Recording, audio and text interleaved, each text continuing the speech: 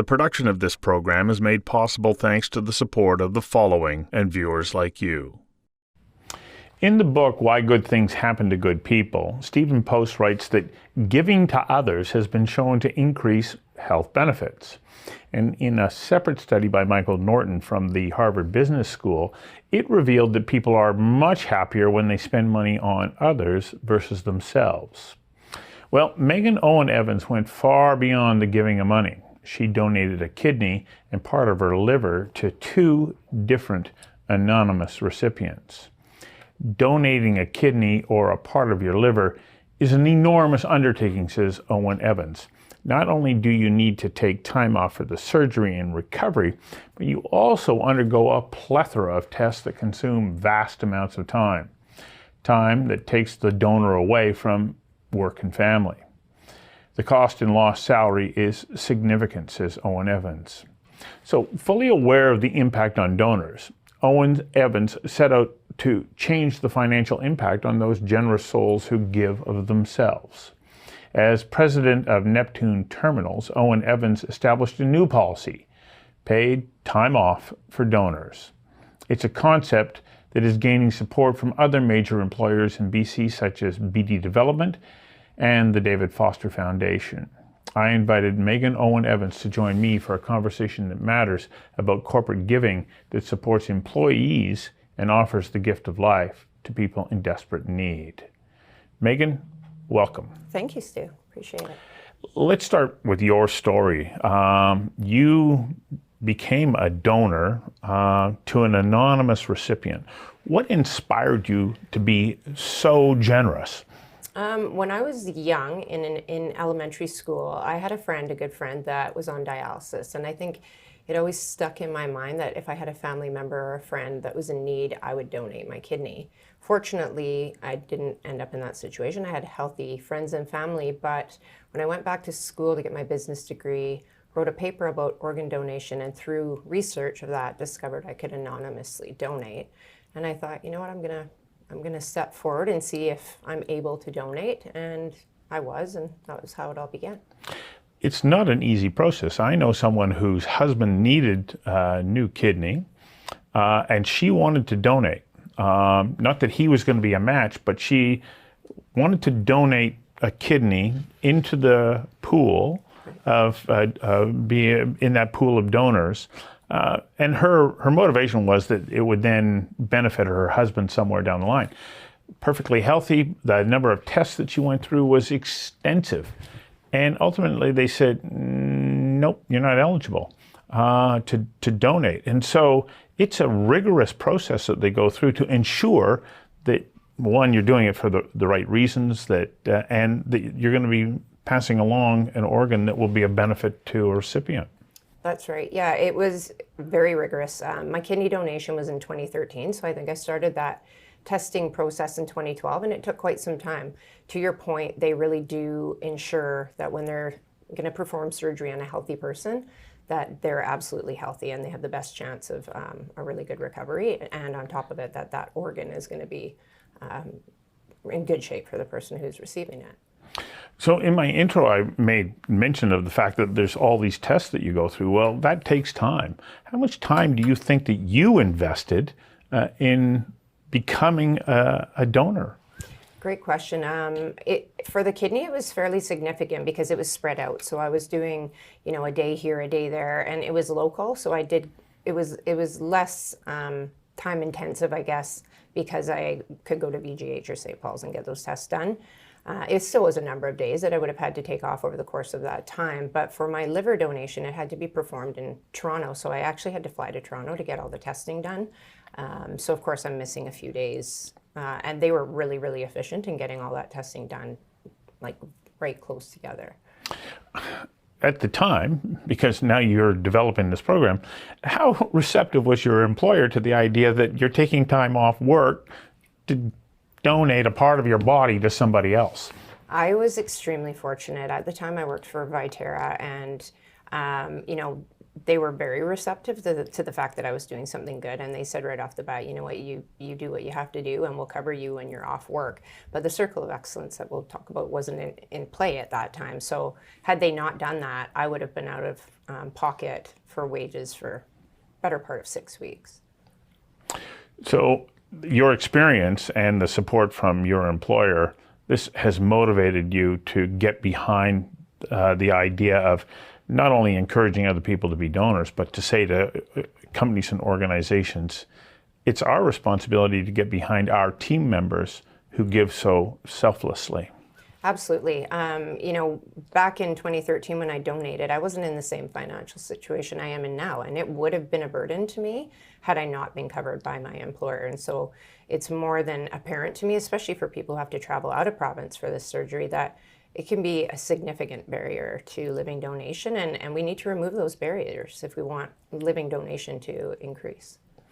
So how do you go about doing that? Like within a company to say, okay, I'm going to introduce this, because I'm sure that there'll be people who will watch this and go, okay, Megan, I hear what you're saying and I agree we should do this, but it's got to be something that you have to think your way through quite carefully. Honestly, I actually consider it a bit of a no-brainer. It's a fairly simple policy that you write that's supplemental to, you know, other benefits that you have, and really the minimum threshold for inclusion in the Circle of Excellence, the Living Donor Circle of Excellence, is 80% coverage of salary for a minimum of 4 weeks. Neptune, FiberCo that I was with previously, and some others that BCMEA, GCT that have joined have gone beyond that and offered 100% of wage coverage for 6 months, which is in line with short-term disability. The chances, I think it's 14 people in a million that are living donors. The chances that you're ever going to pay this benefit are so slim. But if you do, I think most would agree that whether they had this policy or not, they would pay their employees wages for such a surgery. But it means that employees don't have to ask. It's inherent. The production of this program is made possible thanks to the support of the following and viewers like you. How does this impact employees? Even if they're not going to be a donor or they don't think that they're going to be a donor, knowing that their employer cares so much about them and that you're supporting someone else who is in need, what kind of message are you sending throughout the organization about yourself as a company? I think it just furthers, you know, Neptune's message overall to our employees is that we care. And, you know, there's a lot of people whose loved ones are struggling as recipients, for example. And it shows that we're promoting living donation and caring about our employees and willing to, I think it could open up into other avenues where if somebody has healthcare issues, they're going to be more likely to feel that they can talk to their employer in that situation.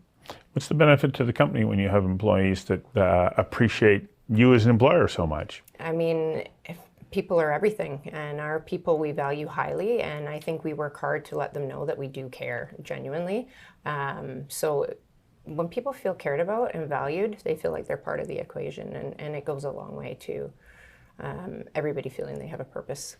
One of the things that I find quite interesting about what you're doing is it is a form of corporate giving. You know, so often we go, oh yeah, okay, well, we're going to take a certain portion of whatever budget we have and we're going to give it to this organization, or we'll give it to that one of them being maybe the Kidney Foundation. But in a way, you're donating through the support of your team members. And it's a really unique way of helping to support programs that need that kind of support. Agreed, and it's definitely an initiative that I'm trying to get some legs behind on the waterfront. It's not typically been a waterfront initiative. A lot of healthcare, I would say, organizations had joined the circle, but it's gaining legs in the waterfront now, and I'm hoping people watch this and reach out to me, because I'm more than happy to talk about how they get included at any time. Okay, you know, there's some people who are going to be watching going, on the waterfront, what does that mean? Okay, so the waterfront is port terminals in Vancouver, essentially, but it can go well beyond that. There's sister companies. They're the parent company of Fiberco, where I previously worked. Tolco has joined the Circle of Excellence. Like I said, I think when people delve into what inclusion really means, it's a recognition program, but it provides this level of benefit to employees that is new and quite profound. Hi everyone, my name's John Gill. I'm a kidney transplant doctor at St. Paul's Hospital in Vancouver. Every day I get to work with people who literally are giving of themselves to help others. And that's a very powerful thing. The fact that we're all linked is evident in the work that I do every day. Very simply, without a donor, there is no transplant. So why do we need living donors? Right now, there's 100,000 people waiting for a transplant in North America. Sadly, 20 of those people will die every day. We perform about 20,000 kidney transplants every year in Canada and the United States, and 6,000 of those kidneys that we transplant are provided by living donors. We think many more people could donate kidneys to help others, but there's barriers, and the main barrier is financial. The average donor needs about 4 weeks of time to recover after the donor surgery, and for most donors, that's an unfunded activity. The Living Donor Circle of Excellence is a program that's trying to correct that. The Living Donor Circle of Excellence is a corporate recognition program that celebrates companies that simply adopt a work leave policy that says, if we have an employee that's going to donate a kidney, we're there to cover their salary. The minimum requirements to be a member of the Circle of Excellence are to provide 4 weeks of salary support at 80% of the person's salary. 4 weeks of salary support is about $5,000 to $6,000 for the average employee. Importantly, this is going to be a rare event for your company. The living donor rate is only about 4 per 100,000, so you can become a member of the Circle of Excellence without any cost up front.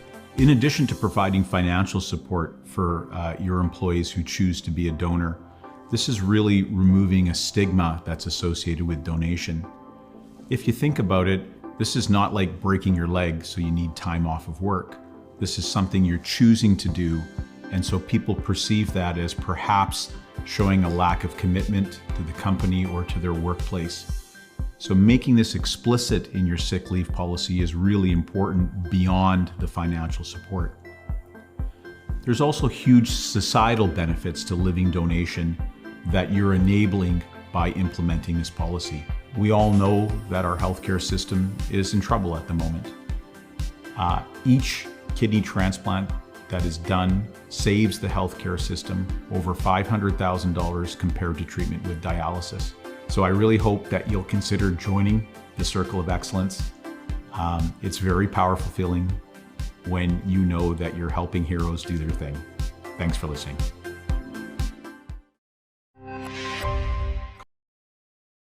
The production of this program is made possible thanks to the support of the following and viewers like you. You have gone even another step further. You've now joined the board, I understand, of the Kidney Foundation. What has motivated you to be so generous in your time and support of an organization like the Kidney Foundation? I mean, the Kidney Foundation, I've been involved with it in various levels as far as like Kidney Gala volunteering for quite some time, but I see the great work they do, and they're very linked in with the Living Donor Circle of Excellence. And so when Pia Schindler reached out to ask me if I would consider being on the board, I was excited to participate. It's a small ask of my time, I feel, and I'd love to be able to help the direction of that organization. Well, let's tell viewers a bit more about the Kidney Foundation and why we want to encourage others to get behind them as well. I mean, the Kidney Foundation is a wealth of resources around kidney disease and how people living with kidney disease have access to different healthcare, etc. And the board is really aimed at guiding that organization forward to influence government, if need be, and shape what, I guess, I'm struggling with this, but to shape how people can access the resources that they need, that when they're struggling with kidney disease, that their families, what they might need to access, how somebody can go about living donation. There's, if you go to the Kidney Foundation website, and there's different branches, but the Canadian website really points you to, if you wish to be a kidney donor, how do you go about that? Links you to the Living Donor Circle of Excellence if you're an employer. There's many, many great resources available in that space. So what kind of support does the Kidney Foundation then offer to people? Is there a research side that you're supporting? Is there a treatment side? And is there an information and support to the patient side of it? I would say all of the above. I mean, it's got its hands in pretty much every area that a kidney patient might be in need. So always looking to develop and span into other areas, but certainly supportive of research. And like I said, sort of there's the direct benefits as far as transplant, as far as if you're a recipient, what access do you have to different healthcare or mental health, that kind of stuff. But in addition, these Circle of Excellence and programs that are supportive of that initiative on the back end. What does a patient's journey look like? Somebody who is in need of a kidney, what does their day-to-day life look like? It's a good question, and I've not lived it, but I think it can be pretty difficult depending on how far along they are in their kidney disease journey. Yeah. Dialysis, I'm told, is not a pleasant experience and takes up a considerable amount of time. So once a kidney patient is at the stage where they're needing dialysis, I think it takes a great deal of time away from their ordinary life. And so they're waiting. It's a waiting game that they're on a list to see if they'll get a donor. And most of the time that would be a deceased donor. But I'm hoping that more and more we're going to see living donation on the increase. It's quite an unusual thing, though, living donation. I think it's becoming less unusual, Stu. I hope it is. I mean, 10 years ago, 11 years ago, when I donated my kidney, I think it was far more unusual. But there's a lot more people realizing that it's laparoscopic surgery. It's not as invasive as it once was. Your scars are minimal. And then I think liver donation is probably a little more unusual and less known. But the fact that the liver regenerates in 6 weeks is fascinating to me. And I think people just need to understand better what the process is, and more people might step up. I'm Suzanne Skidmore. I am a living kidney donor, and I am the Secretary Treasurer of the BC Federation of Labour. And many years ago now, almost 10 I think, I donated a kidney to my cousin. And I was a bit concerned about, the financial impact of taking 6 to 8 weeks off of work, and the travel and hotels for myself and my partner, working as a BC government employee, having in my collective agreement language. I had a language in my agreement that allowed me as a kidney donor to be able to take the leave without any loss of pay through the Circle of Excellence. There's no reason employers couldn't do this and offer this up to their employees, whether they're unionized or not. It was an amazing, sort of opportunity for us to be able to just continue to get our paychecks and go through this process, which is quite onerous on your body and on your family, and very stressful time. And to not have to worry about money really just took the burden off of all of us. The production of this program is made possible thanks to the support of the following and viewers like you. We know that there's a need for kidney donors, because people who are on this journey, I can't imagine how disruptive it is to their lives. Going in for dialysis, as you said, it's quite an arduous process. And the need is there for not only the treatment, but for donors.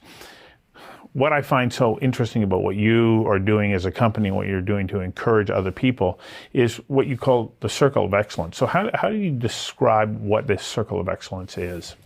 Great question. It's a voluntary recognition program for employers, and it's a partnership between the American and Canadian Societies for Transplantation, an initiative from actually a UBC professor, Dr. John Gill, and it was aimed at reducing the financial barrier to living donation, which I think is one of the largest barriers to people becoming living donors. The way you go about it is you can go to the AST Living Donor Circle of Excellence website.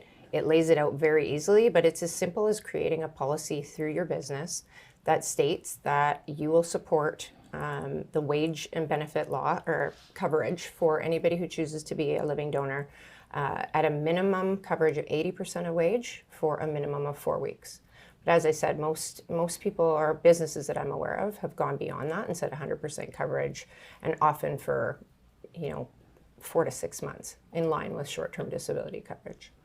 So when you went through the donation process, how many days in total do you think that you had to take off of work? And I ask this as a kind of an example for employers to look at and go, okay, what kind of commitment are we actually making here?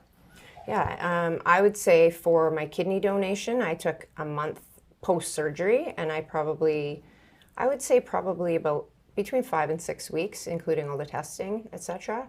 Liver donation would have been similar. Yeah. So as far as commitment for an employer, if you think about 6 weeks over somebody's annual salary, I don't know what median salaries are today. I think they've increased, but at a $60,000 salary, that's about $4,000 of coverage if you set the minimum of 4 weeks. It's a small. Well, I guess one of the other things to factor in is that you're probably going to have a team member who remains committed to you as an organization because you supported them on this journey. So yes, you may look at it as being a commitment, a financial commitment in a certain block of time, but it's not something that's going to be happening year after year after year. This is it's probably, for the most people, it's going to be a one-time support. Absolutely, and as I said before, with 14 people in a million donating as living donors, I think the chances of you having that occur once, let alone more than once, are pretty slim as an employer. But the thing I look at is you're more likely to have a recipient in your organization that's on, going through the medical system and frequently missing work. And by encouraging this kind of policy to exist in other employers, you might well find a donor for that recipient sooner, which gets your own employee back to work more quickly. So there's two ways of looking at it. When you use this figure, 14 in a million, is that eligibility, or is it just those are the numbers of people who come forward? Like, it's so rare for somebody to come and put themselves out there. That's the rate, the donation rate in Canada. So 14 in a million. 14 in a million. Yeah. We'd like to see that get up to 16 or 18 We'd or like more. to see it get a lot higher than that. Absolutely.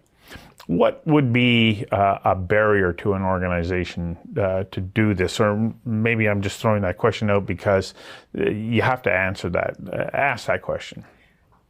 I think education on it, truly. I mean, any of the organizations I've directly spoken to and informed about what is involved have joined on or are in the process of joining on. So it's whether they think it's resource heavy just in writing the policy. I mean, there's some, if you have union involvement, there might be some policies that would have to go through collective agreement processes, but I don't really see any reason why any organization wouldn't.